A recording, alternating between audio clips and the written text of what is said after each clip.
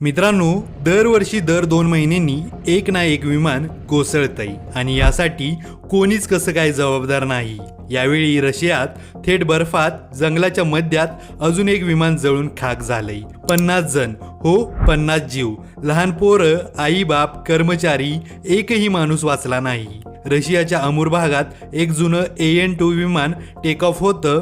आता कल्पना करा, विमान लँड करत असताना समोर दाट धुकं, बर्फाचं जंगल आणि काहीच दिसत नाही. तरीही पायलटनं पहिल्यांदा लँडिंग करण्याचा प्रयत्न केला, पण तो फसला. दुसऱ्यांदा पुन्हा प्रयत्न आणि विमान त्या रडारवरूनच गायब.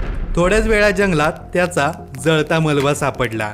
विमानात 43 प्रवासी, 5 लहान मुलं, 6 क्रू मेंबर्स. काही आकडे अजूनही स्पष्ट नाहीत, पण मृत्यू मात्र ठाम आहे आणि तोही भयानक.